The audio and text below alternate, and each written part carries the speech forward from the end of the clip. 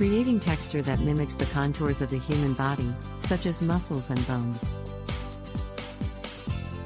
Using textures to create depth and dimension in paintings of the human form, such as the curves of the body or the texture of hair and skin.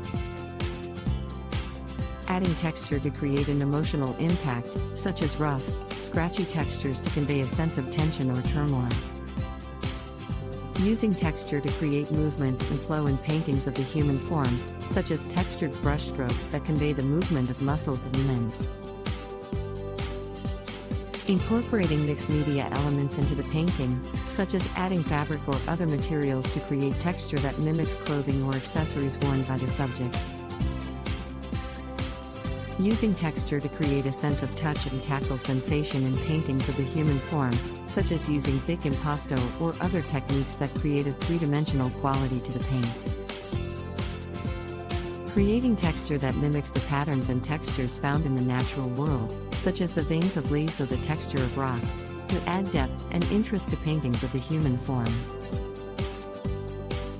Incorporating texture to create a sense of history and storytelling in figurative paintings, such as creating textures that convey the passage of time or the effects of aging on the body. Using texture to create contrast and balance in figurative paintings, such as contrasting rough, textured areas with smooth, polished areas to create a dynamic visual effect. In figurative paintings, such as using heavy, dark textures to create a sense of foreboding or light, airy textures to create a sense of joy or freedom. When painting anatomical parts, it's important to consider the contours and shape of the body part in order to create a realistic effect. Lighting can also play a role in creating texture, as shadows and highlights can help to define the surface of the body part. Texturing can be used to highlight specific features of the anatomical part, such as muscle definition or bone structure. The use of color can also enhance the textured effect, such as using complementary colors to create a sense of depth and contrast.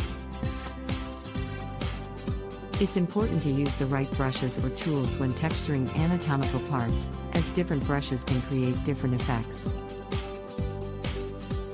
Texturing can be used in both realistic and abstract styles of painting, depending on the desired outcome. Layering paint can also create a textured effect, as each layer adds depth and dimension to the surface of a painted area. Texturing can be a time-consuming process, but it can add a sense of realism and depth to anatomical parts in a painting.